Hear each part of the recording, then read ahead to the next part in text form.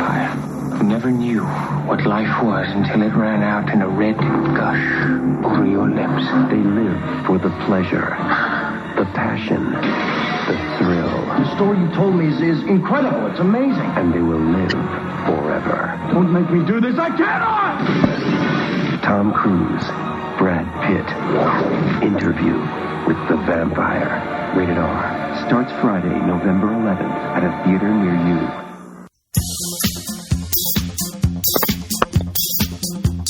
Welcome back to the show, everybody. Welcome back. Welcome back. We've got this is a contest-winning episode. Yeah, the result of the poll. Yes, our very first Instagram poll, our fight to the death of Kirsten Dunst movies. Our Kiki Dunst Battle Royale. Yes, indeed, and this is the winner. My name is Pete. And I'm Scott, and these are the movies that made us gay. Yes. We've got a great show for you, as always. Let me turn this music down so we can get started. Scott, why don't you talk about what we watched? Oh, we watched Interview with the Vampire from 1994 with my very good friend Darcy Miller. Welcome to the show, Darcy. Thanks for having me, guys. Welcome to the show. I'm excited.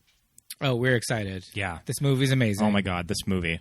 So we did a poll in April in honor of Kirsten Dunst's birthday on the 30th. We did most of the movies in her filmography with the exception of Drop Dead Gorgeous and Dick, which we have previously done. And, we did like a bracket tournament of all of her movies. And it came down to Interview with the Vampire and The Virgin Suicides. That is surprising to me. Yeah, me too. Virgin Suicides made it way longer than I thought it would. Yeah, I'm not going to say that we skewed the vote in any way. We did not do that. I feel like I definitely was hoping for this outcome. I wanted this to be the movie that we first reviewed out of her filmography. There's so many that we're probably just going to revisit and review anyway, just because they fit in with our theme in this podcast. But this movie came out when I was in high school. I saw this movie. I had read the books. I was obsessed with the Vampire Chronicles. And I just kind of understood I guess it, like, watching this movie now with fresh eyes, is it even subtext? It's just so on the surface. Oh, it's pretty queer. This is a love story about this family unit. But I mean, at the time I was like, this is so subversive. You know, how she getting away with this like homosexual like family. You know, I just thought it was so subversive and was just so excited to see this on screen with like big name actors. Yeah, that was kind of my intro to this movie and this material. Darcy, when did you first see Interview with the Vampire? I have an extremely vivid memory of, it was my 14th birthday party, and I went into the video store, and my mom was waiting in the car, and she let me go in and rent it by myself. And the clerk was named Kelly Wells. He later went to prom with my sister.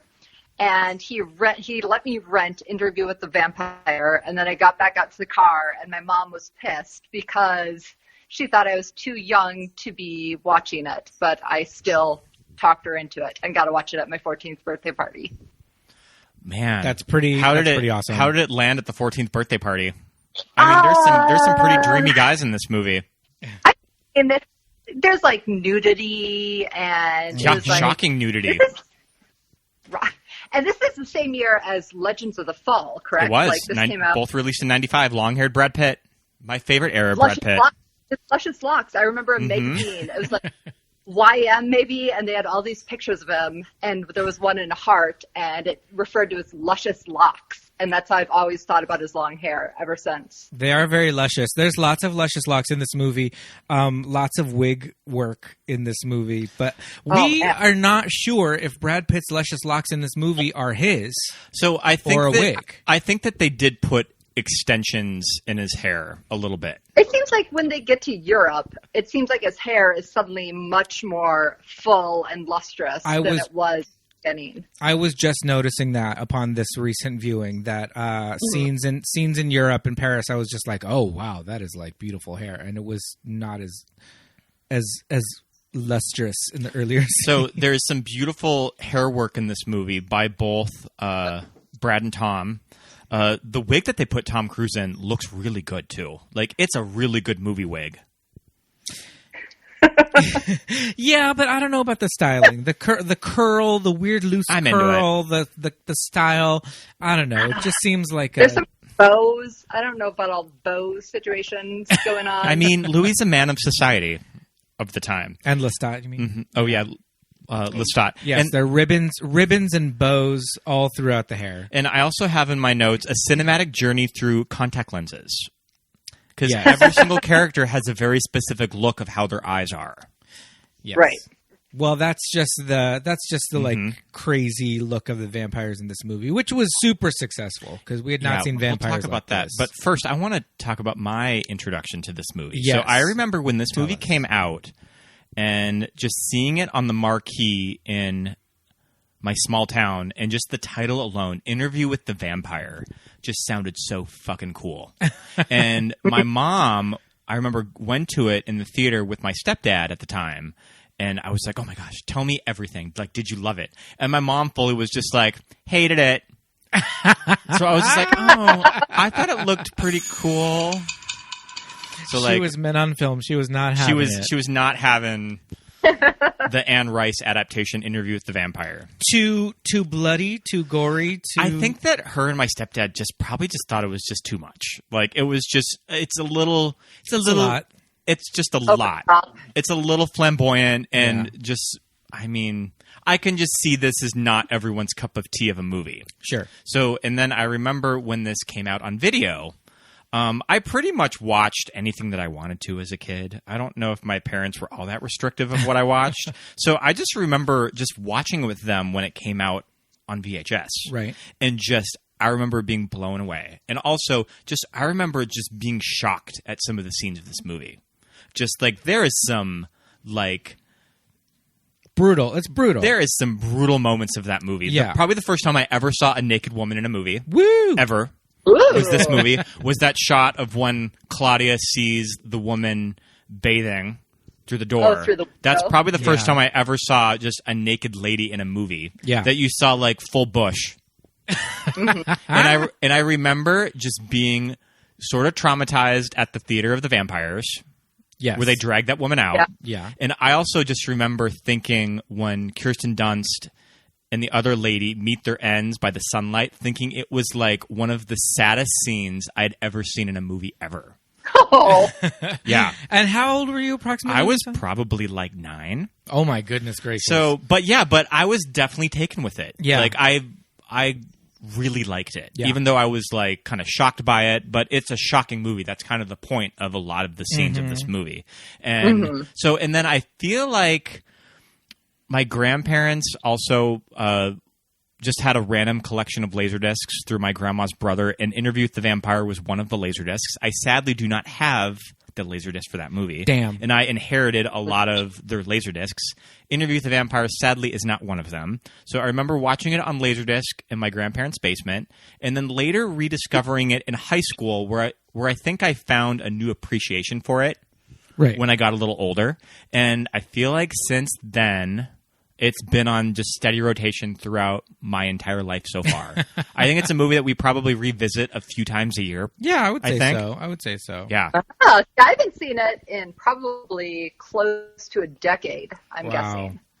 So I'd completely forgotten that Stephen Ray is in it. Yes. I'd like Sandy Newton in her bit role. Yeah. Was a surprise. That was probably one of the first movie appearances by Tandy Newton, too. Yeah. I also wanted to give a quick little background on Interview with the Vampire because this is a movie that I think when Anne Rice wrote this book in the late 70s, it was immediately optioned to Paramount. Yeah. Like, I think even before the book came out. So this was kicked around at Paramount for the late 70s and early 80s. It went through multiple screenwriters. Nobody could quite nail the tone, the script. I mean, there's just a lot of material of these books. That are you going to adapt? Are you going to combine books? Are you just going to do interview? Right. And it was just sort of a movie that Paramount Excuse me. really couldn't get a handle on. So they ended up selling it off to a few studios, but it landed in the hands of Warner Brothers.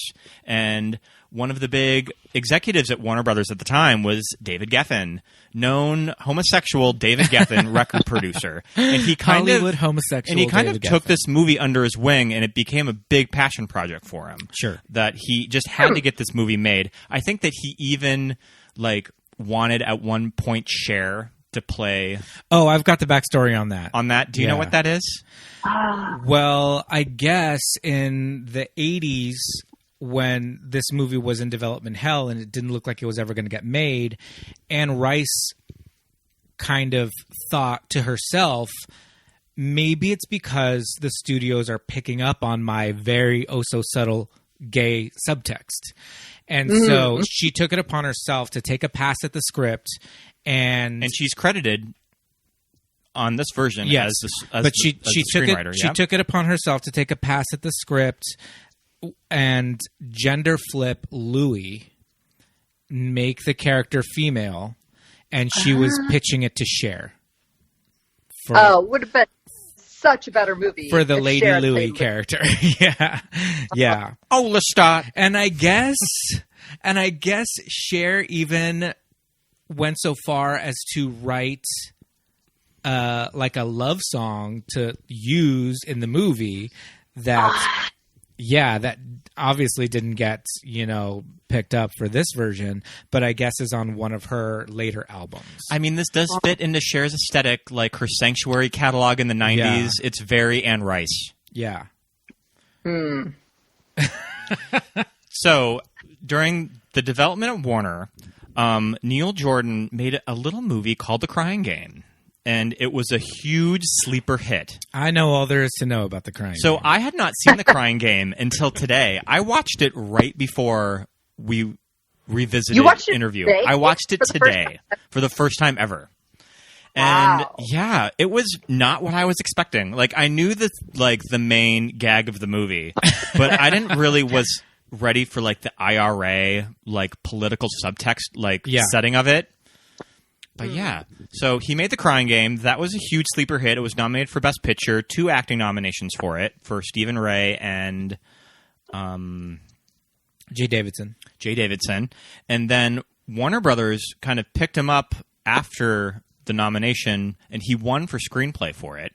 And Warner Brothers was just like, we'll work with you on anything, but here is something that we've been developing that maybe you'd want to take a look at. And it was Interview with the Vampire. And he ended up doing a sort of a rewrite of Anne Rice's script, and Neil Jordan pretty much got the movie made from the success of The Crying Game.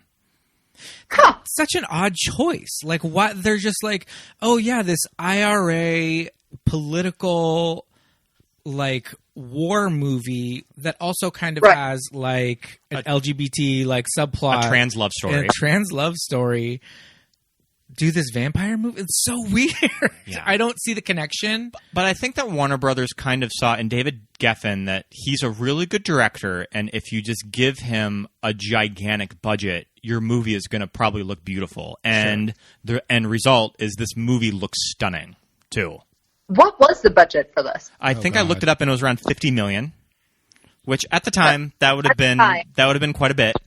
And it was a pretty big hit upon its release, too. I mean, it grossed, look at the box office, 105 domestically, 223 worldwide. It opened to $36 million in November when it came out. I read that Tom Cruise got $10 million. Yeah. Which in 94 That was would have been a big deal. money. And also, good segue into this, the casting of Tom Cruise, very out of the box. that Anne Rice at the time was not. She did not. Featuring it. No. Yep. She was not featuring Tom Cruise. Myself, my older sister, who introduced me to the Vampire Chronicles. I had all her old beat up copies that I took to school every day, and in silent sustained reading would read my Interview with the Vampire. The two of us were not having this casting at all. Because we were talking earlier that I think this movie was it was in the press a lot at the production time. Yes, it was a huge deal. And while, that's pretty common today, pretty big movies had to be reported on that they were being made and filmed. Yeah, in 1994 we had Entertainment Tonight. Yeah. And that was pretty much it. And Entertainment Tonight did cover this, and they also covered the leak of the Tom Cruise footage, which was a big scandal. Do you remember pre-TMZ? What photo or what scene they would have been shooting? Yes, it was Tom Cruise all decrepit and gross when he came back from the dead and was trying to kill after the swamp? Louis and Claudia. Yes, after the swamp. When he meets Louis and Claudia are moving out of the condo of their yeah, they're moving out of their condo. It's like a townhouse, and everything's packed up, and they start hearing piano music. And so what we saw, and Entertainment Tonight showed the pictures. They were we're so scandalized that these pictures got leaked, and then they full on showed them. What a wild part our character setup of him and his makeup to leak too. I think that's partly why he was so pissed. Sure. Because it's you leak some pictures you can't even he looks pretty hot in most of the movie, and the pictures that get leaked he looks like a gross mummy, So I think that might be partially why he was not his best look in the movie. But I specifically remember that at the time. My sister did have a graphic novel of Interview with the Vampire, and I believe the graphic novel that she had was the one that depicted Rutger Hauer as Lestat. They just painted the entire character. Which in the young Rutger Hauer is very Lestat. Yeah, just that's Blade Runner. That's kind of the look. Yeah. Of Lestat, of how he's described in the books. That's what she said she had in mind. Mm-hmm. Anne Rice. He was always her number one choice until he aged out, and then she wanted Julian Sands from A Room with the View, sure, and the superior movie Warlock, but the studio said that he was not a star, he was not a big enough name, so they said screw Julian Sands, get him out of here, and of course you're going to go with Tom Cruise if he's in, yeah. I also read that Daniel Day-Lewis was in the running. Maybe. For Lestat? Yeah. Isn't that interesting? But I think it had to be Tom. And I'm somebody that I talk shit on Tom Cruise all the time, that crazy Jim Jones Scientologist, but I'll backtrack and say there is an intensity about Tom Cruise from this period that is a fucking movie star. Yes. Of just how he commands the screen. He is 100% into this role. Yeah. Yeah. Yeah, Tom Cruise doesn't half-ass anything. You have to give him that at least. Yeah, and it's one of those things that he's kind of gotten comfortable in just being a movie star of Tom Cruise, that he only makes Mission Impossible movies or Jack Reacher or something, that you don't see character work from him like this anymore in his career. I think probably the last time you saw kind of him really dive into a role was probably Collateral in 2004. Oh, right. Yeah, that was more of a character piece for him. Yeah. But there is something about Tom Cruise that just crackles on screen, and it's really beautifully done in this movie. As opposed to Brad Pitt, who does not crackle at all in this. Oh, my God. Yeah, so his performance is a little... I get what he's doing. That he's doing this very somber, monotone take on this character, but it just kind of comes off to he's bored. Yeah. Well, because he hated filming, right? I remember he wanted to, buy out his contract. He hated making the movie. Oh, my God. Because Tom Cruise got to be the fun one, and then he's the sad sack. Yeah. And they film like all at night, and it's cold. Yeah. But It's a vampire movie. Come on. Yeah, it's not going to be broad daylight on the beach. Like, that's crazy. Yeah. And this movie, I think, owes, like, Tom Cruise or Brad Pitt owes a lot to the success of this movie because, I mean, Brad Pitt was established, like, he was a star, but this and Legends of the Fall at the time sent him over the edge. Like, that's what really... those two roles in 95 really made him a movie star. And he also made 12 Monkeys in 95, which got him an Oscar nomination. oh, shit. So it was just... It was a really important movie for the making of Brad Pitt. Yeah. But, yeah, his performance is a little one note. It's a little somber. But we've got some good performances around him in his orbit. Yeah. We do have to talk about Kirsten Dunst. I mean, she's the reason that we're even reviewing this movie. Mm-hmm. Excuse me. She was 11 years old when she was filming this. And some of her scenes have some, like, major heavy dialogue for an 11-year-old. And I think she's pulling it off. Was this her first movie role? I don't know that it was her first feature. She was in Bonfire of the Vanities. I think that's credited as her first role. I think that she's Tom Hanks' daughter in that movie. Oh, I didn't know that. Yeah. Okay. And she did this and Little Women the same year. Oh, So two gigantic studio movies back to back. Oh, she looks so much older in Little Women. Yeah, than Probably she was. Little Women was shot after. Yeah. And, okay, so the character of Claudia in the books is 5. But you're not going to get any kind of performance out of a 5-year-old. So we age her up to... I mean, they never specifically state her age. And Kirsten Dunst is a small child in this movie. She could be, as young as 8 or 9, But I feel like, yeah, some of the dialogue that she has to spit out is like, this movie is very specific and the language is very, like, Baroque and flowery and everybody's like breathless the entire time. And I think that she's keeping up with everybody. Yeah.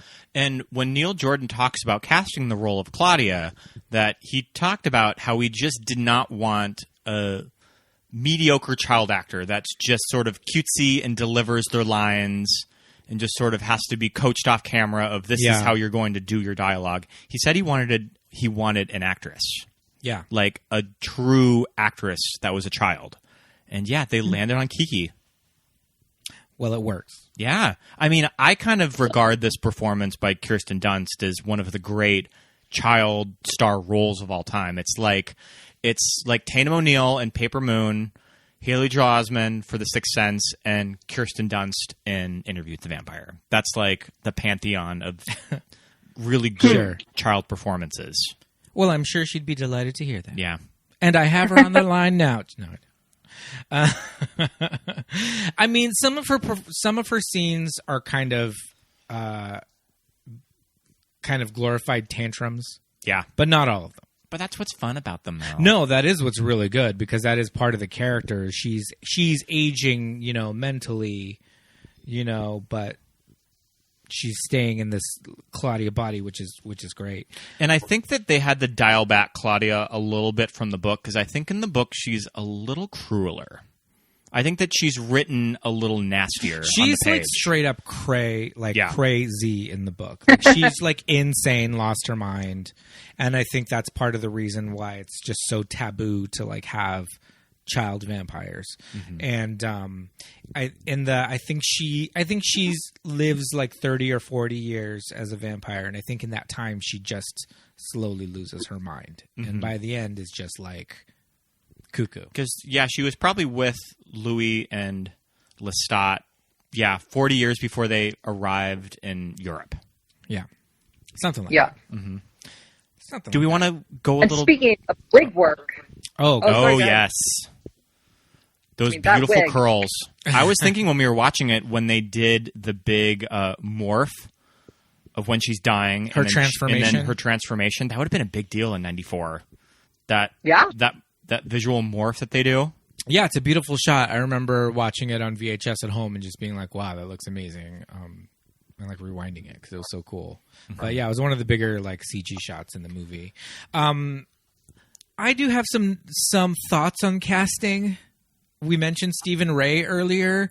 I know that he's a big Neil Jordan collaborator, but other than that, I just feel like he's super miscast. Sure. I mean, he would have just been coming off of The Crying Game with him. Yeah. Who else could you have seen in this role? For Santiago, I mean, Keanu. The thing is, the way the characters are described in the book, they're all so much younger than the actors that they got to portray them.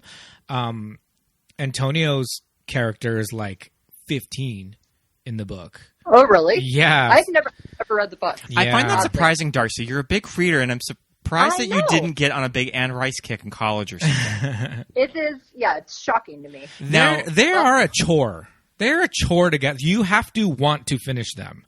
Because, and I just How many of them are there? Oh, Lord. At this point, who knows? Well, there's a lot. She even started it back up in like 2014, I think. That's why I'm just so like out of the loop.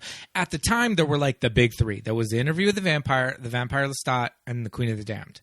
And then she just started making sequels, And I feel like they were a little inconsistent. Yes, they were. Too? Yes, they were. Mm-hmm. She would retcon character backstories and, just completely rewrite things. She would give characters their own standalone novel, and things that she had written about them in previous novels were just out the window. So I've only read Interview and probably the first 100 pages of The Vampire Lestat. Sure. And they completely skipped over the Vampire Lestat, right? And they went straight ahead to making that weird Queen of the Damned, the Leah. Yes. And they would put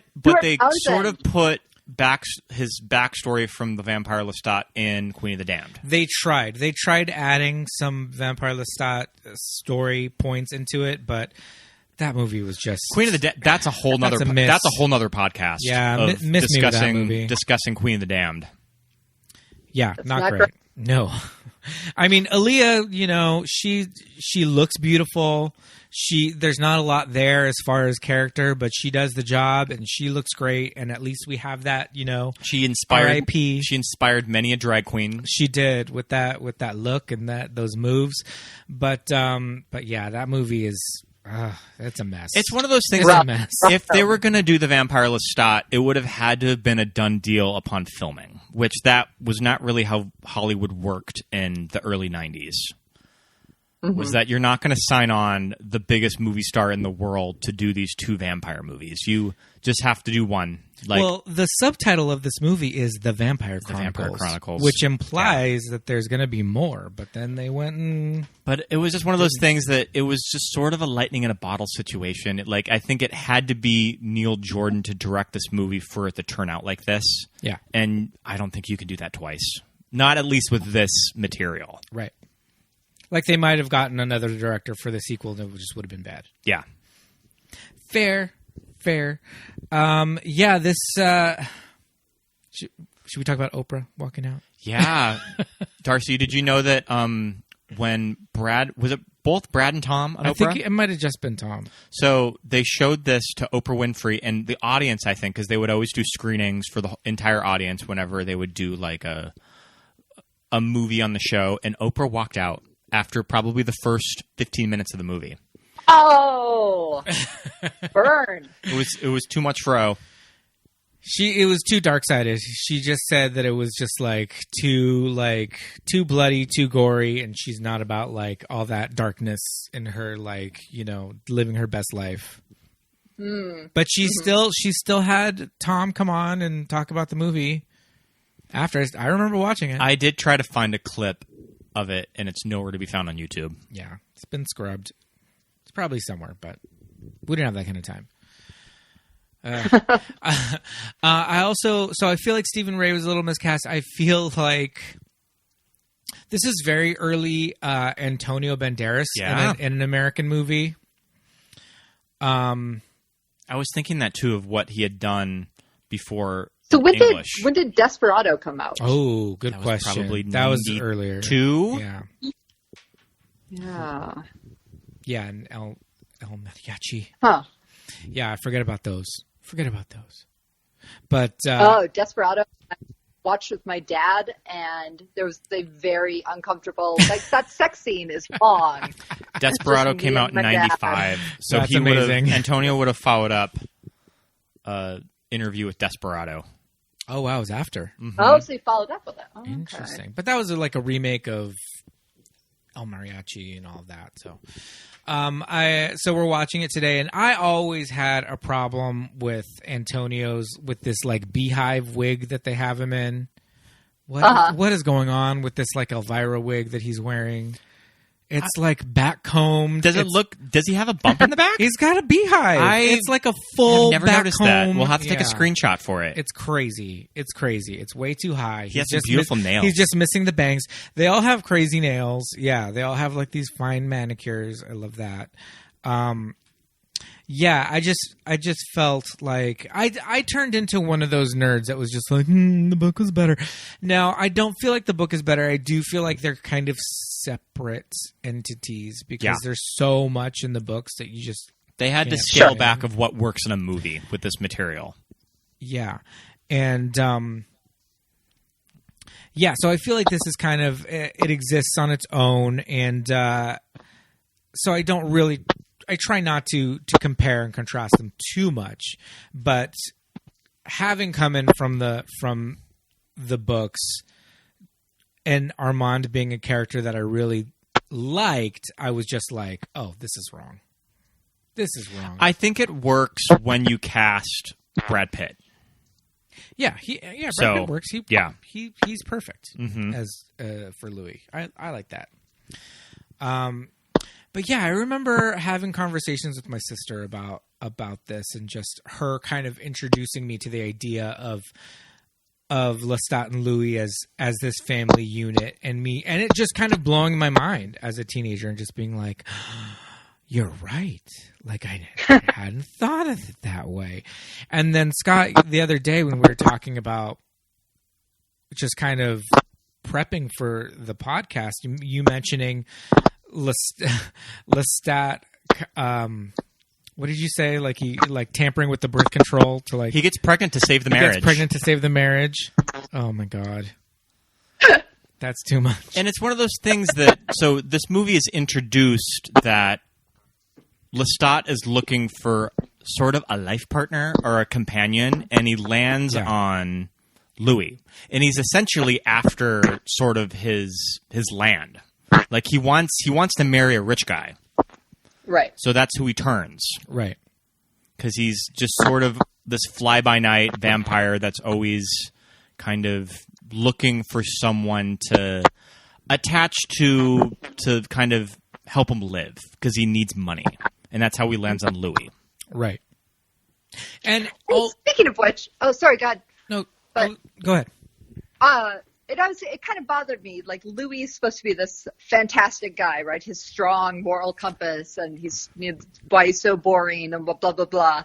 But he's like the slave-owning plantation guy who's, sleeping with Tandy Newton and just running amok after his wife's death. That doesn't really fit in with me. No, you're right, because his whole storyline is that he's so despondent over the death of his wife.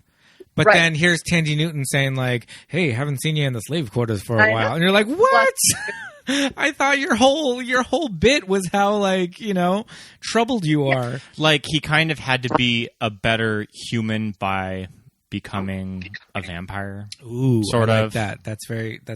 That's good. I don't know. For somebody who wanted to die ostensibly so badly, he had I love that. a lot of I love that opportunities. reveal of when he opens his shirt and it's this like beautiful, smooth Brad Pitt 94 chest. You lack the courage of your convictions. Well, they did change that backstory for the movie because in the book it was just his brother that died. And that's why he was so like despondent.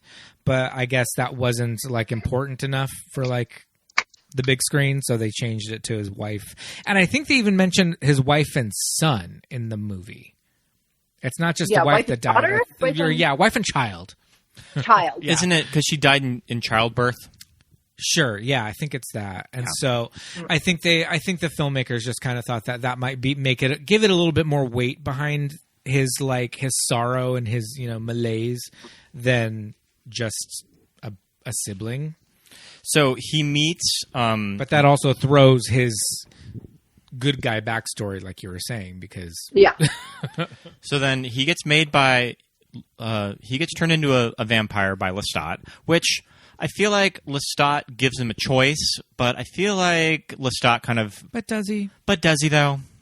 He just sort of has to go with it. He keeps telling him, I'm giving you a choice, but he's like half dead when he's giving him the choice to begin with. But classic Lestat, though.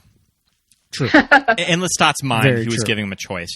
And I love that I have in my notes that Lestat is like wanting him to be out and proud to be a vampire. It's like, you don't need to kill rats or strangle poodles. You can just kill people. It's okay. It's who we are. And it's like having that one gay friend when you first come out that takes you to gay bars and really wants you to have a good time. He's just like, all cool gay people wear rainbow, like bracelets and like rainbow like necklaces. Like, that's what all the cool people do. Like, he wants Lestat to like put on that little muscle shirt and go out to West Hollywood with him On day one. Mm-hmm. Yeah. And Louis is just such a drip. Like, he has such a hard time getting into it. Yeah, I mean, understandable, I guess. I don't know. Maybe he just wasn't the right person to choose for this, because Claudia was just like, fuck it, I want some more. Like, let's do this. And so he ends up having a baby, having a kid to save the relationship, like many a marriage. Am I right? I mean, yeah, and there's like that whole cool like scene where it's like there's like the plague, and like they're like hauling away the dead bodies. Yeah, love that. I think it's so sad when you first get introduced to Kirsten's character of how long has she been there? Oh, the mom is definitely... The mom looks like she's been dead for a while. Yeah. Yeah, and then Lestat comes in and like starts dancing around with the dead body. I love that little piece of score that Elliot Goldenthal did when he starts dancing. That's a great scene. Tom Cruise goes all in on that one. Yes, he does. There's still life in the old lady yet. Yeah. The score is really cool. Elliot Goldenthal did the score. Believe that Elliot Goldenthal composed operas before he did movie scores. Mm-hmm. Makes sense. He won an Oscar for Frida, and he did the Batman and Robin score. The Joel Schumacher. The Batman Joel Schumacher one. So he did the Schumacher Batman theme. Well, that's the superior score in my book. Claudia's introduction is very sad. It's very tragic. But like you were saying before, like there's some really brutal stuff in this movie, especially when like Lestat is trying to like teach Louis like the ways of like catching hoes. Okay, so I guess are they trying to tell us that Lestat kind of has like a moral compass for who he goes after? He likes going after the upper class because I think that they taste a little better. But that's what he says. Specifically that old lady. He said that if they do bad stuff, evildoers taste better. Yes, because she hired that kid to like kill her husband and like all that stuff. So I think they're introducing like a Dexter kind of a situation. Right, where it's like, okay, he's bad and he's killing people, but they're all like degenerates and lowlifes. Right. Or maybe he's secretly a socialist and it's like an eat the rich sort of situation. Possible, but I think the character of Lestat was like super aristocratic to begin with. So, I mean, Lestat is great. If you have to pick a character who you're rooting for, I mean, nobody's rooting for Louis, right? Definitely. You're rooting for Lestat. Yeah, for sure. And he's the most fun. And that's what's fun about the books, in that Interview with the Vampire is written from Louis' point of view, and then the next book is The Vampire Lestat, and it's like Lestat saying, no. This is really how it went. Yeah, that's not how it happened. So she has fun playing with narration in the books of whose story do you really believe? Yeah. I have a little clip of Lestat that we pulled because it kind of illustrates the frustration that, well, it definitely illustrates the frustration that Lestat has with Louis. But if you kind of go into it understanding that they're in this kind of like pair bond, life partner situation, the way that Tom Cruise is playing it just kind of speaks to, I think it really speaks to him understanding that dynamic of their characters. Definitely. Regardless of the fact that Tom Cruise specifically said, we're not sharing a coffin on screen, which was in the script. But oh, really? Yes. The first night that he changes Louis and puts Louis in a coffin and says like, good night, you got to sleep in the coffin. I'll see you in the morning, all that. Mm-hmm. They are supposed to be in the coffin together. And that was like a bridge too far for young Tom Cruise? Yes, indeed. And that was a specific note that he said, I'm not doing that. Having said that, I still think he kind of understands the characterization. And so that's why we recorded this little bit here. Yeah, perfect. Just burn the place, burn everything we own. Have us living in a field like cattle. You thought you could have it all. Shut up, Louis. Come here. He's just so frustrated with him. I love how prissy Tom Cruise at times plays this character. They're just like two bickering gay men. Shut up, Louis.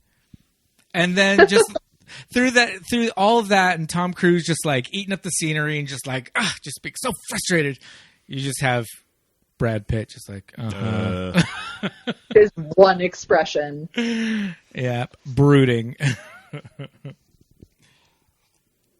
Yeah, from here we get banished to the sewers because they've lost the plantation because all the like voodoo heathens think they're like demons.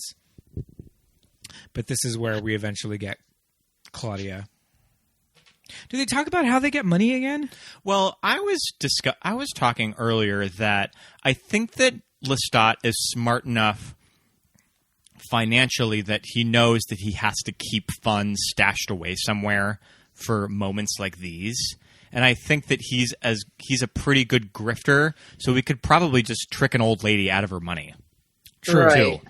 But they don't specifically address it in the movie, though, do they? I don't know. I don't think so. I don't think because they all do. of a sudden they just like they've got a new house. You know, they've got like they're giving Claudia piano lessons, having like couture gowns made for her. Gowns, beautiful gowns. You know? A very fabulous porcelain doll collection that she has. Yes, indeed. He gets her one every year for her birthday. That is the scene I remember most. The dead body of the woman and the dolls. Yeah. That's a great scene. Yeah, fantastic. That's a really good one. That's a scene where she's just kind of like she's having a tantrum, but I think she's still holding it down as like she's delivering these lines, and they're big lines. Interesting thing about the big scene where she cuts her hair and it grows back immediately. You mentioned that it's from another book, right? It's from the Vampire Lestat, and it happens because he changes his mother in the Vampire Lestat, and that character does that, and it happens to her, and they wrote it into Claudia because that maybe at the time they were just like, this is never going to get made. Yeah. But it's a really evocative scene, and it just kind of explains. What I like about this is that it's 1994, right? So these are like old school vampires. Like they turn to dust in the sunlight. You know, they've got fangs. They drink blood. It's like none of this like, you know, like new age, new millennium vampire nonsense. You know, these are like old school, like Eastern European folk tales. But you can't kill them with the crucifix or a stake, though. Too. Sure. I mean, she does kind of... It was her own little twist on it. Yeah, she establishes her own little twists on it at the beginning, but I think they're still very, like, old school, like, folklore vampires. They're they're scary, they're romantic, and they're elegant, and they're hunters, too. I love that sound effect whenever Lestat lunges at someone. Yeah. It's that hiss of when he attacks someone. Mm-hmm. Yeah, very like animalistic movements and all of that. Just because like modern vampire movies, like I think they started a new trend with like the underworld movies, and those vampires were a certain way. And then we go completely skewed with like Twilight, and they just completely turn into like are they even vampires? Like I always thought it was super shady when I think that Stephenie Meyer was quoted in Entertainment Weekly when they asked her, "What do you think about Anne Rice in Interview with the Vampire?" And she just dismissed it as just being like gross and disgusting, and I don't want anything to do with that. Just like I don't know her kind I'm of just response. like, okay, Stephenie Meyer, like you can just sort of Did like she like a slow your vampire roll there. shoot his umbilical cord? Yeah. Right? They're level. True. Yeah. So I just feel like this was at a time when they were like, okay, we're gonna do vampires and we're gonna like fucking do them right. They like can't, they gotta stay out of the sunlight, like all of these old school rules, like the coffins and everything.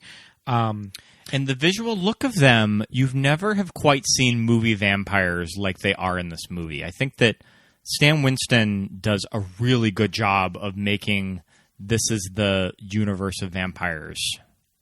Because, like, they subtly do veins in their face. Oh, the veins are... Didn't they have to, Yeah. when doing makeup, they had to Very sort cool. of lie upside down, and they would trace where the... That's what all the trivia says, is that they had to hang upside down for like 20 or 30 minutes so the blood would rush to their face, and then stand up. And as they would stand up, like the makeup artist would come in and trace their like capillaries on their face. And then and so that from there they had a template to do like, so the veins would look more realistic than if they just started painting them on. Well, they did look very realistic. They so did. well They look. done. Yeah, agreed. It was that super cool. robot replacement for Tom Cruise when Claudia slits his throat and he's dying. That's all with a robot. That's like it's like a puppet, right? Yeah, it's an animatronic, and it gets more and more emaciated as it like falls to the ground. It's pretty crazy. It looks really well done.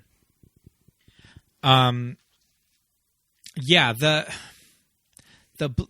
vein work is really cool, but something that I did notice again as one of those people that I'm just going to be like, well, in the book. In the book, they cried, their tears were blood, much like in True Blood. Yeah. But they didn't do that here. I don't know if it was just CGI would have been too expensive, or they just didn't want to deal with it. They just said, who cares? They didn't cry too much in this. You see that? They You see killed that? that, right? You see that They were drop on his That's hand right. when they cut back to the scenes with Christian Slater. Sure. Who was supposed to be River Phoenix, right? Yeah. Yeah. So River Phoenix was cast, and they were I think they were like less than a week into filming, and he died outside the Viper Room in LA. And they had to quickly put Christian Slater in the role. It could have been Stephen Dorff. I could see a 94 Stephen Dorff in this role. Yeah. I could see it probably passing by Ethan Hawke possibly too. Yeah, probably. But Stephen Dorff did go on to do his own series of vampire movies. He got Blade. Oh, he's so good in Oh, Blade too. Blade. Oh, he's Yeah. rewatch those. Yeah, we rewatched Blade. The first Blade was like 2 years ago. Mm-hmm. And that was it was the first time I had sat down and just watched Same. Blade start to finish in My years. brother and I saw them all in the theater. Oh, that's amazing. I love that. Even Blade Trinity with Parker Posey. Especially Blade Trinity. I remember seeing Blade 1. I didn't see it in the theater, but I rented it and watched it and just thought, this movie is way better than it needs to be. Like, I don't know why I just assumed it was going to be kind of corny or whatever, and I was watching going, this is, like, really good.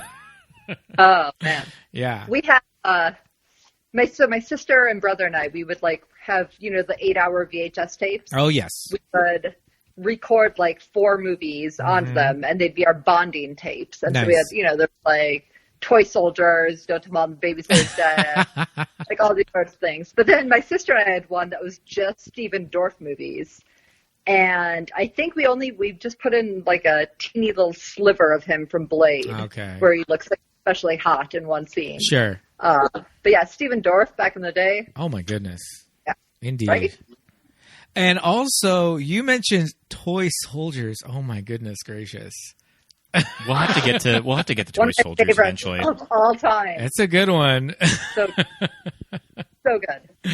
Indeed. Another interesting detail, I think that she goes into more in the books, but you can kind of see it in this movie, is that these vampires are so above human urges that they don't even need sex. I think that sex for these vampires is drinking someone's blood. Like, they are just high off of being a vampire. Yeah. That they don't need to fornicate because it's just like, it's below them. They don't need it. Well, and that's why Lestat picks Louis, or doesn't think that, doesn't have to be a woman for him to pick to be his, like, life partner or, like, companion, just because I'm bored and I need somebody, and it would have to be a woman. Like, that's why he can go for Louis. Just live sexually fluid. Well, it's not even that. It's just it's just the companionship. It's just whoever I'm with because I want, I can tolerate this person. Yeah. Right. Yeah, I have a little clip. But in the books as well, vampires never have sex with other vampires either. Right. Nothing. Correct. It's like that in the books. Yeah, it's not there, and I think it's kind of what Scott was saying. They're kind of like beyond it, right. physically or spiritually or whatever. I have a little bit of Claudia talking to Louis about that, but I guess if I'm going to do a Claudia clip, I should probably do the earlier one so we can kind of keep chronological. Should I play which one of you did it? Yeah. Okay. Just because we haven't had a clip in a bit, but let's hear a little bit of Claudia screaming at Tom Cruise. Which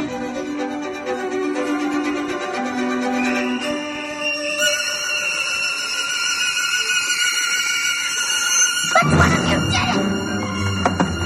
One of you did it! Which one of you made me the way I am? What you are? A vampire gone insane that pollutes its own bed. And if I cut my hair again? It will grow back again. But it wasn't always so. I had a mother once, and Louis, he had a wife.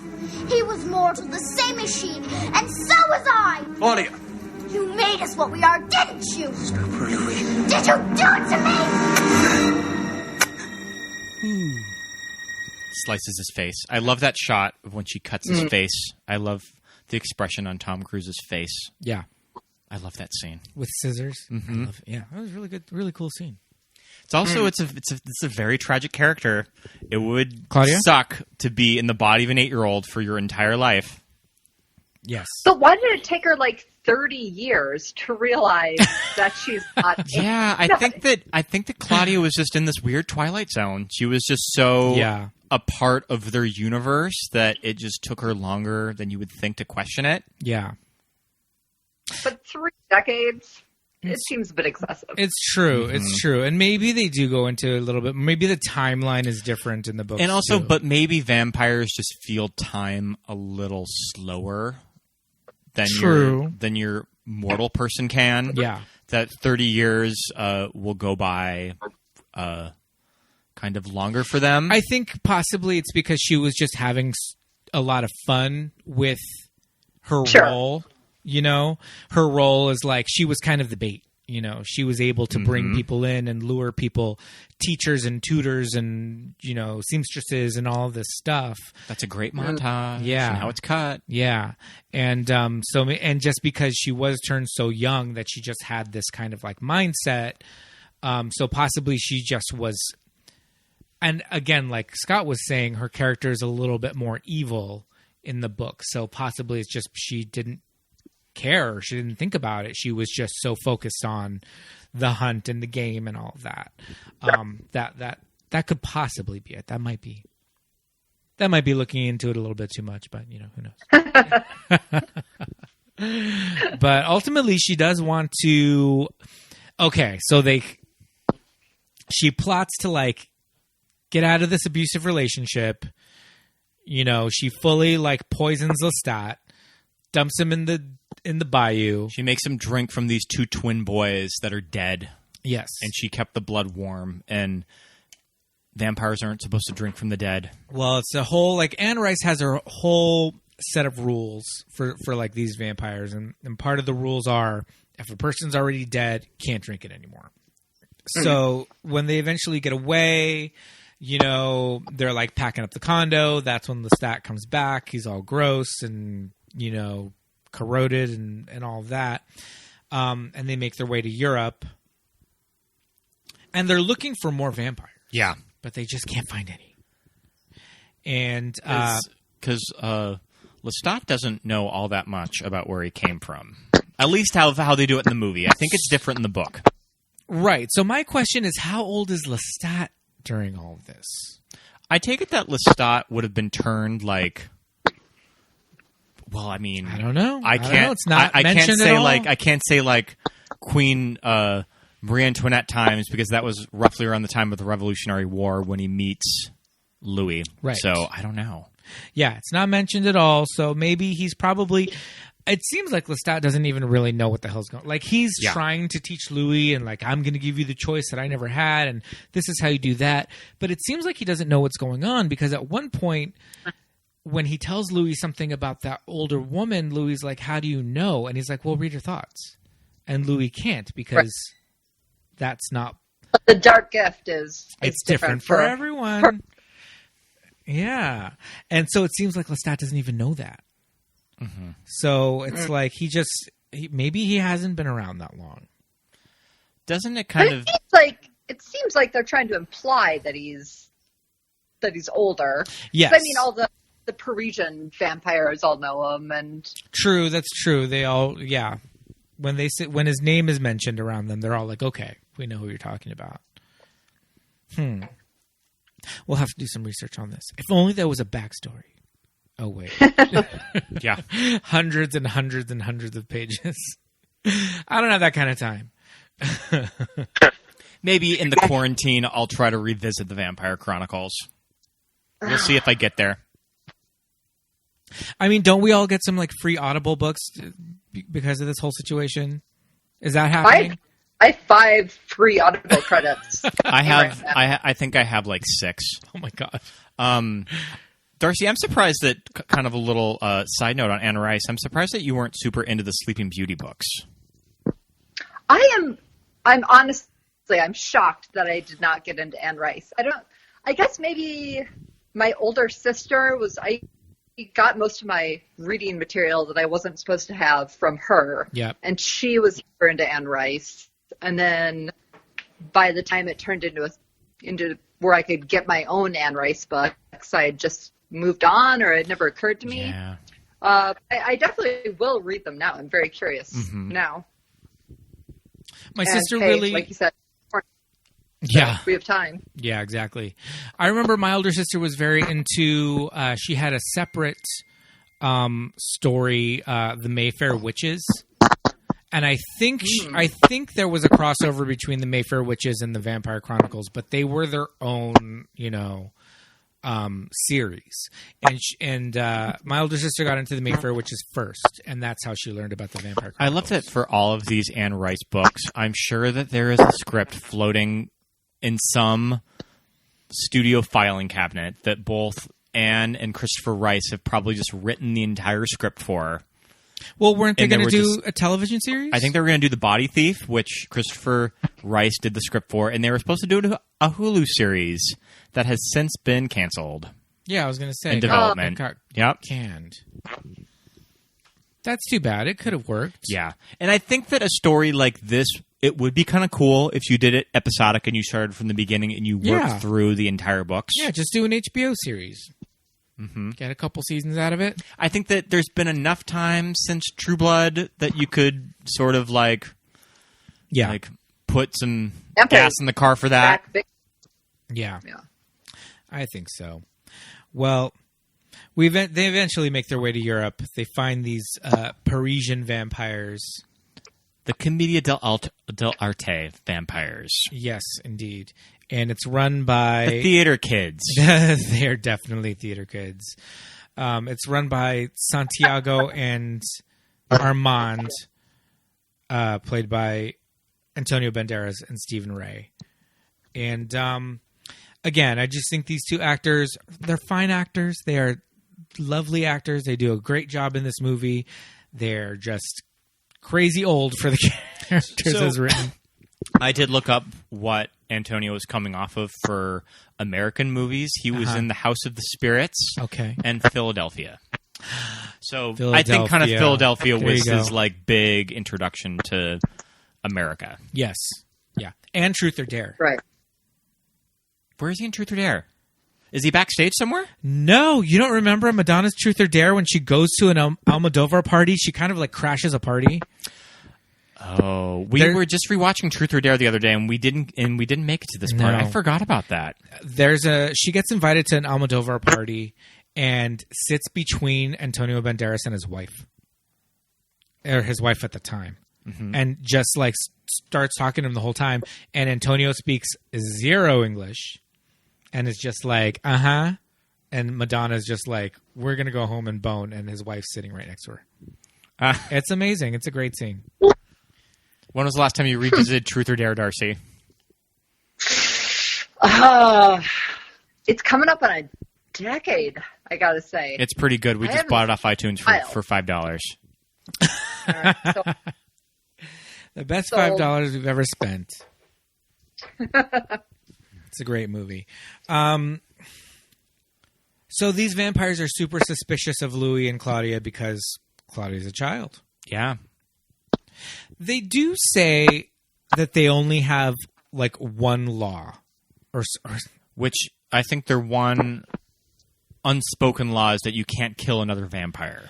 No, because Santiago specifically says like kill your own kind. Yeah, that's the one thing that'll like get you like the death penalty or whatever. They're already having a population problem, that they're endangered. They can't have vampires killing each other. Yeah, that's true. But they can kind of read thoughts because they read Louis' thoughts about Lestat. Yeah. And that's how they kind of find out about that. But they're in trouble for tons of reasons. They hate Claudia. She's too young. They think he killed Lestat, like all of this. And so they're kind of on the run from the very beginning. But Claudia knows, okay, they're setting this whole thing up that like Armand wants to keep Louis with him as his like new companion, and they're like falling in love or whatever. But it's like they hardly have any scenes together, and I don't think that Antonio and Brad Pitt like really have any chemistry. Yeah, right? No, agreed. So it's like they're. Although I feel like in the movie, Brad Pitt could not have chemistry. He's like a loaf of bread in this. There's also true. Zero chemistry coming off of him from all. Also true. He doesn't have a lot of chemistry with Tom Cruise, but you forgive it because Tom Cruise is like so like big and boisterous. Like, has enough for both of them. Yes, exactly. So okay, right, so that's a good point. So that's a good point. But that leads us to this. You think I would let them harm you? No, you would not, Louis. Danger holds you to me.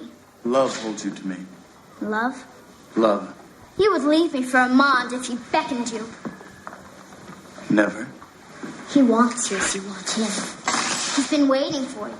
He wants you as a companion. He bides his time in that place. He finds it as dull and lifeless as we do. Perhaps, yes. Do you know what his soul said to me? Without saying a word. Let him go, he said. Let him go. Is that what I should do, Louis? Let you go. My father. My Louis. So I think Armand's like vampire power is like telepathy. Mm-hmm. Some of that dialogue is a little weird. My father, my Louis. That's a lot. That's a lot for a child actress. Like, could you imagine like Kirsten's mom just like reading the script and just being like, okay, we're going to do our lines and he wants you as you want him. All right. All right. Mm-hmm.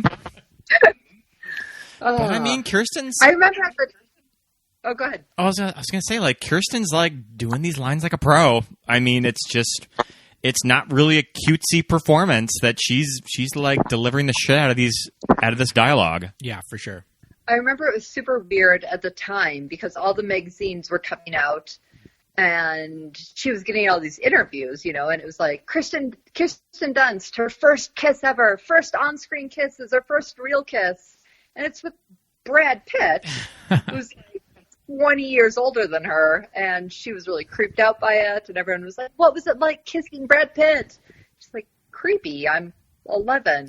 Yeah. And it's one of those things that when you see the context of the movie, she just pecks him on the lips. Like, it's not a romantic It's kiss. kind of a scene that was blown way out of proportion of when you actually see it. Yeah, agreed. But what a weird thing to be a child actress and have that. Yeah. First big.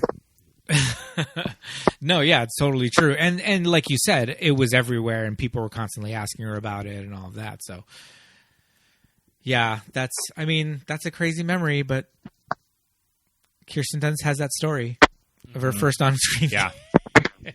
I love the picture of the premiere with all of them. We'll post a picture of it, but it's this great picture of Brad Pitt in his long, trashy hair, Kirsten being a little kid, and Tom Cruise all at the premiere. Well, Brad Pitt had bleached out his hair, so it was like all bleached and like brassy. And then didn't Tom Cruise have like Magnolia hair at this point? Yeah, he had sort of his page boy cut. When was Magnolia? 99. Oh, okay. So it was a little bit beforehand.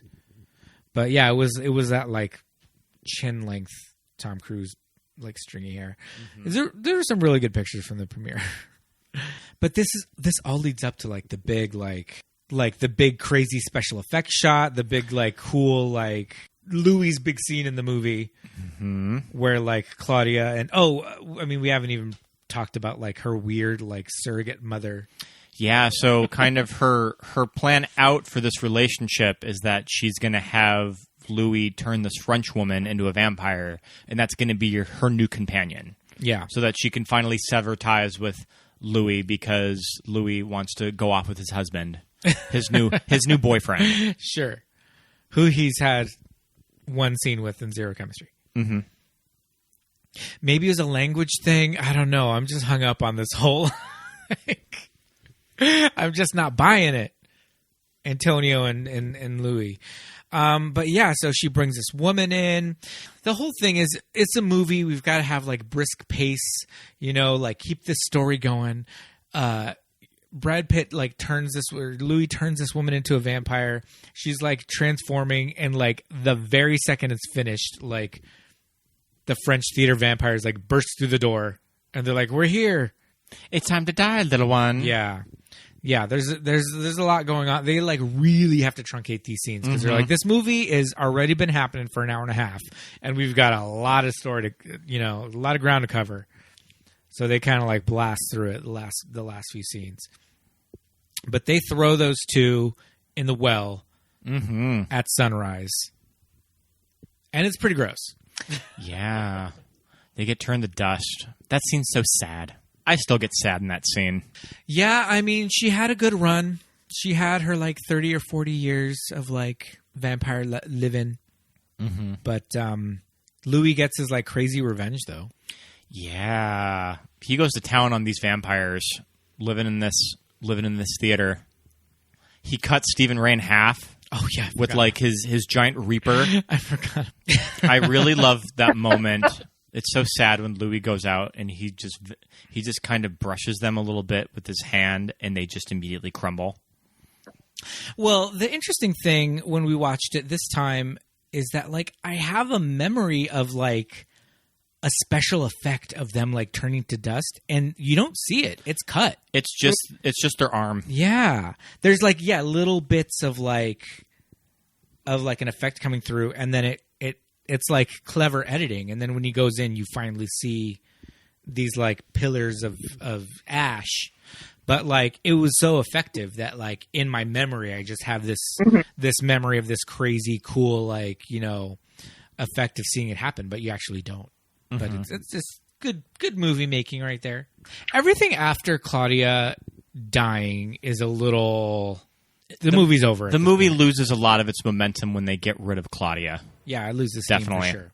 It did not need to be 2 hours long, for sure. No, yeah. And I'm sure that there was there probably needed to be- scenes that they had to cut from this movie, that it was After, over like- 2 hours long. I do like kind of skipping ahead of the plot of when, what's the Christian Slater character named? Daniel? Yeah, I think it's That when he's telling Daniel of kind of when he comes back to America and he essentially starts to live in a modern America, just how that changed the experience of being a vampire, that electricity that you can kind of enjoy a lighted room more. You can go to the movies. You can sort of live more as a person and blend into society a little more. And I've always really liked, ever since I was a kid, that Louis' character kind of escapes his sad life by going to the movies. And kind of that's how how he can see the sun again. That's how we can see the sun again. And how we can kind of relate to society a little more. And I like that they start with Gone with the Wind. All Warner Brothers properties, by the way. Gone with the Wind, and then they progress to like Superman. Yeah. Mm-hmm. Like these beautiful Technicolor movies. And then we... Well, I mean, he's walking down the streets of New Orleans, and he finds their abandoned condo. I like to think that New Orleans just has abandoned old properties that are just lying there vacant, and he goes in the house and you know what? Ben and I were just there like 4 weeks ago. That's right. And there are so many like properties for sale, like just downtown. Like I could see it. Well, I think that you can actually go to the house that she based their apartment on. Well, yeah, there's like Anne Rice tours of like she had like specific locations in mind and all of that. So, I mean, there's all of that going on. And didn't Nicolas Cage buy her house? Is that right? Yes, he did. Yes, he did. But he did buy her her mansion at one point. Didn't he buy the Marie Laveau house too? Didn't Nicolas Cage buy that house? Was that Nicolas Cage or Trent Reznor? I think it was Nicolas Cage. Yeah, he did buy another haunted house. So I thought he bought Anne Rice's house, but I wouldn't swear to it. He might have bought both. So who does Louis find in their abandoned townhome? But fucking Lestat. Was it supposed to be their old abandoned house, or was it just... I take it. Okay. I take it it's supposed to be their old house, or where that house was. Sure, that makes sense. Although it did burn down, though, so I don't know. Looking like he just crawled out of the swamp. Now, do you know a little backstory of Lestat's timeline? He just went, like, literally underground. He, dug a hole, went into the dirt, covered himself up. And this is him just crawling out? And was 200 years just rejuvenating. And and that was just his way of, like, building himself back up to life. It, like, just takes that long. What are your takeaways from when we catch back up with Lestat?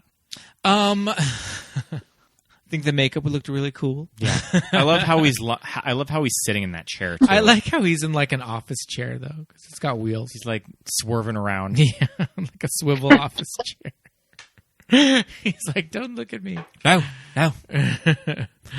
Bright light. No.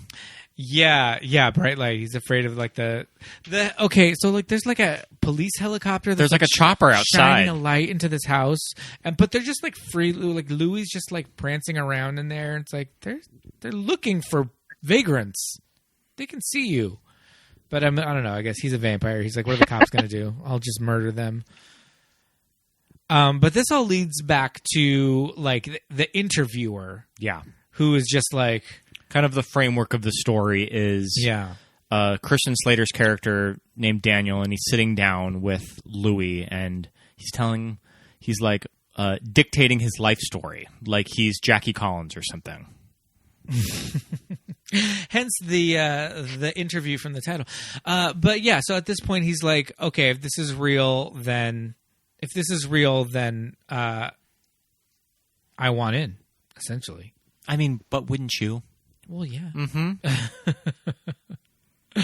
But Louis is like, no, fuck you. You learn nothing. It's exactly the opposite of what I'm trying to tell you by like giving you my whole life story, and just kind of like pieces out and leaves him there. And then I like that Christian Slater runs downstairs. This neighborhood in San Francisco looks garbage from the way they're like depicting it in like this slow, like steady cam shot at the beginning. There's like vagrants and like hobos and like all these like just like shit on the walls and like all this gross stuff. And like he comes out of the building and it's like all like, it just looks like a gross, grimy downtown area. And he jumps. Agreed. But he jumps into his like convertible, like classic car with the top down that he just left in this like Skid Row. I feel like that car would have like, and it was fine. Yeah, I feel like that car would have like no tires. Oh yeah, those hubcaps are going to be gone. Yeah, he's going to come down, get in that car. It's going to have like no front seat. Like, it's going to be completely stripped. But no, it's totally fine. He jumps in. He's trying to chase Louis down. And who happens to be in the back seat? Lestat's in the back seat. Mr. Lestat. This is one of those endings that I could see numerous endings being written, numerous endings being shot, but I like that they landed on this one. Because, I mean, who do you want to end your movie on? You obviously want your fucking movie star Tom Cruise.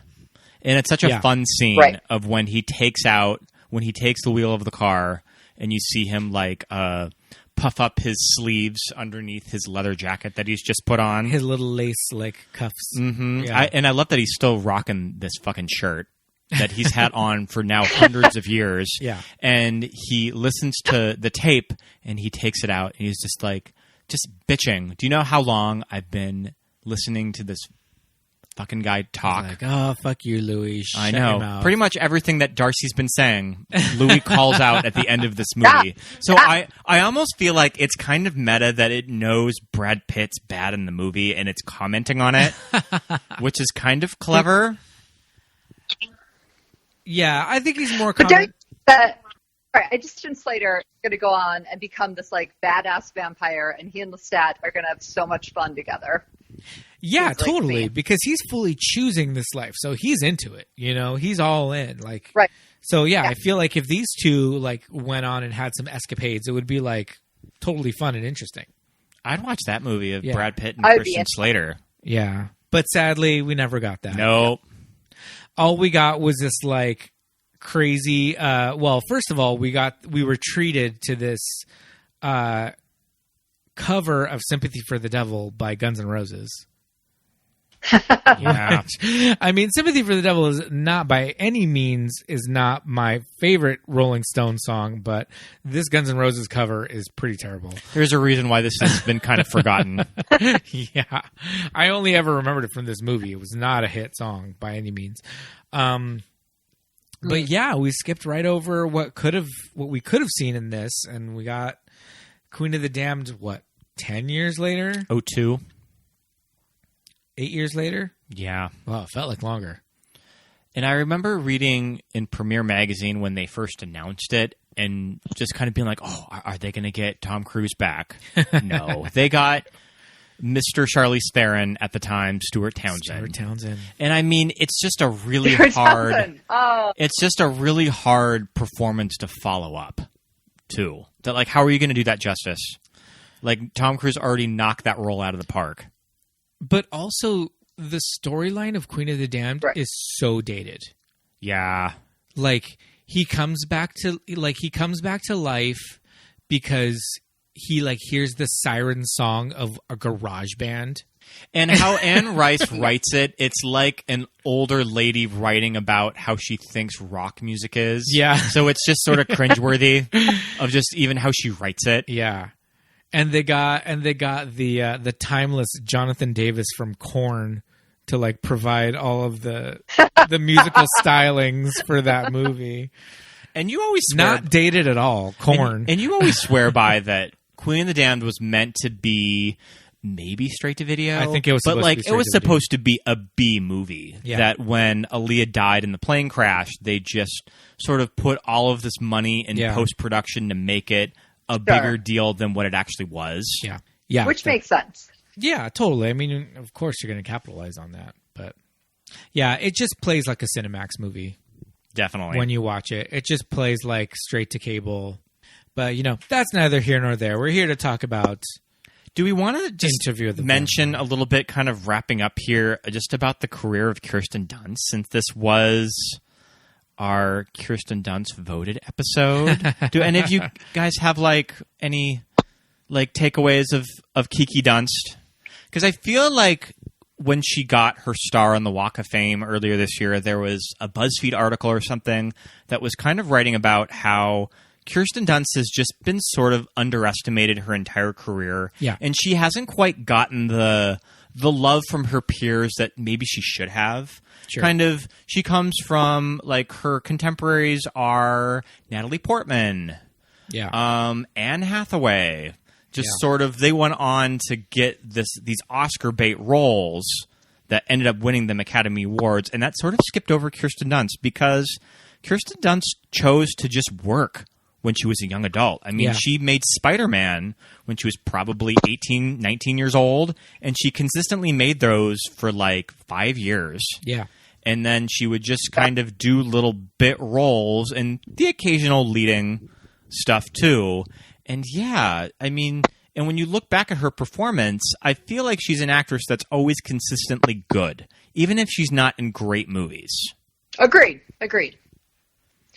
Even in Fargo, the TV show. She's so good in Fargo. I didn't buy her as someone from Minnesota. I did not buy her Minnesotan accent 100%. She's great in that. We just started watching Unbecoming a God in Central Florida, and she's very well used on that show. Yeah, it's her new Showtime series. Good. She's reunited with Alexander Skarsgård from Melancholia. I forgot they were in that together. Yeah. Was there anything from the vote, Pete, that you were kind of surprised of people didn't vote for, what people voted for? I knew Bring It On was going to be a big hit with people because it's just that nostalgia thing. Coming off of the late 90s teen movies. I thought that Eternal Sunshine would get more. It was beat up by Melancholia. Yeah. Melancholia is such a weird movie that I didn't think anybody had seen. I think also Kirsten Dunst in Eternal Sunshine gives a very underrated performance in that movie. Yes, agreed. And I think that her character, the whole movie sort of revolves around this. I mean, it doesn't revolve around the character, but she's very integral of the plot of that movie. Yeah. That I think that it's a small role. And she's given some really great moments in that script by Charlie Kaufman. Another Kirsten Dunst role that I feel like if we were looking to give Kiki an Oscar nomination, it should have been for this, is a movie that Pete and I love. I don't know if you've seen it, is The Cat's Meow. Have you ever seen The Cat's Meow? I do love The Cat's Meow. Where she plays Marion Davies? When I worked at a video store, I used to watch that all the time because you could have it on when customers were coming in and out. Yeah, and she plays Marion Davies in that movie, and it's about the murder of Thomas Ince on William Randolph Hearst's yacht in the 1920s. Yeah. And I think that she's really underrated in that movie, and no one talks about The Cat's Meow. Nobody knows about that movie. Great movie. Do you have any favorite Kirsten Dunst Izzard, performance? Right? Yes, plays Charlie Chaplin in it. Yeah. Do you have any other favorite Kirsten Dunst performances? I'm blanking on the name, oddly, but it's one with young Jay Hernandez. Crazy Beautiful. Crazy Beautiful. Crazy Beautiful won our first bracket over Bachelorette, which Bachelorette is a really underrated comedy, too. But I feel it has its fans. It has its following. Yeah, Crazy Beautiful was big for a lot of people. That was definitely a big one when it came out. Because that was sort of getting Kirsten out of it was kind of, she was going into more adult roles, and it was one of her last big teenage roles was that movie. I think that was released the same summer. Oh no, it was released the year after Bring It On. I think that was a mid 2001 movie. Like a whole low rise. She has a lot of cute tops in that movie too. She does. She's very cute in that movie. Yeah, I mean, I feel like for me. Oh my god. Okay, I've got 2% left of my phone battery. Okay. I might have to say goodbye, you guys. Okay, thanks for coming on the show. We'll wrap this this up. super It was fun. so Thank good you catching so up, much. Darcy, though. This is amazing. Yeah. You take care out there. All right. All right, stay safe. Bye. All right. See you later. All right. Well, we should wrap this up as well. Yeah, here. definitely. Any last bits that you want to say about Kirsten? I mean, like I said, what we already mentioned about her performance in this movie, she has some like heavy bits of dialogue. Holds her own next to two of the biggest movie stars in the world at that time. Yeah, for sure. And I mean, just kind of set the stage for like a long career. Mm-hmm. And this movie definitely had an impact on me growing up. Me as well. Yeah, and I think it really holds up. It does not feel dated. No, At and all. it's kind of like I mentioned earlier. I think a lot of it is how it's directed by Neil Jordan. That he really elevates this material that so could have easily gone pulpy. It could have been cheesy. It could have just been this extravagant B movie. Yeah. But it doesn't come off like that at all. Yeah, for sure. I think it's a very sincere movie. Yeah, totally. Yeah, and it looks beautiful. It sounds beautiful. Like this, everything about it put together makes it work. Yes. Makes it what it is. The score, the makeup, the visuals. Costumes by like, Sandy Powell. Yeah, like all of it. They all put come together. Yeah, for sure. For sure. And it's one of those things that I don't think this movie could have been made in the 80s, or if it would have been made in the 80s, I don't think it would be very good. It wouldn't have had the budget. No. You know, yeah. It needs effects. It needs, it needs all of that, and it just wouldn't have been able. Yeah, to just handle movie it. making at the time. I don't know if you could have gotten some of these big money shots of this movie. Yeah, for sure, for sure. So yeah, and it's a great movie. It's a great Kirsten movie. It's a great movie that made us gay movie. It just fits our, like everything that we're doing. And it's so interesting that a movie with subtext this loud was just made its way to multiplexes. Yeah. And it was just this big hit. And with the star like Tom Cruise, who has had gay rumors nagging him his entire career. It's crazy that he even was like... That he even did it? Like, Yeah. Do you think he just didn't think about it? Do you think he was just like, oh no, that's not what this is about. It's about this. Yeah. Like, who knows? Like... But it's one of those things that when you look at the performance that he's giving, clearly he knows what he's getting into. I think he had to have. Yeah. Yeah. Yeah. Which you have to give credit for Tom Cruise, too. Sure. Yeah. Yeah. I mean... I have a feeling we haven't seen the last of Tom Cruise. We have yet to do Legend on the show, and Legend was a very big deal for me when I was a young gay kid. He's super cute in that movie. I remember the scenes in Magnolia where he's in his bikini briefs. Those were a big deal. I don't think that we're going to be doing Magnolia, but not if I have anything to say about it. Yeah, I mean Tom Cruise. He, for better or for worse, he's an icon. Definitely, for better or for worse, he's a movie star. And like I said earlier, I give Tom Cruise a lot of shit. But I hope that he sort of circles back to roles like this as he sort of ages out of being a movie star. Yeah. I want to see him do these big character roles. Yeah. That I think he's really good in. He is, but he doesn't have to do it anymore, so it's like But I hope that he circles back to it eventually. Agreed. They have to get that that career Oscar for him somehow. We'll see about that. But yeah, this movie's super gay. If you have not seen it, go watch this movie. I strongly recommend you watch this movie. Or if you haven't seen it in quite a few years, go back and revisit it for sure. Good one to revisit during the quarantine. Yeah, I agree. It's not on streaming on anything right now, so you have to rent it, but it's worth it.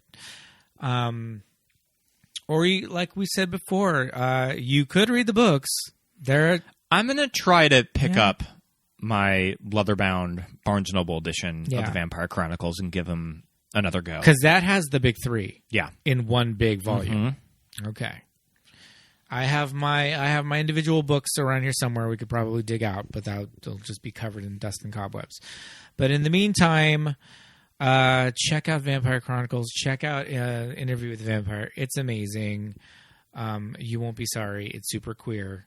And if you're drunk one night, just put on Queen of the Damned. Oh, yeah, definitely. It's worth just... Good movie to watch when you're just a little buzzed. Yeah, indeed. Do we have any closing thoughts, any final thoughts? I think we covered it all. Yeah, it was a good episode. It was a great episode. Thank you so much for listening, everybody. We would love for you to rate and review our podcast.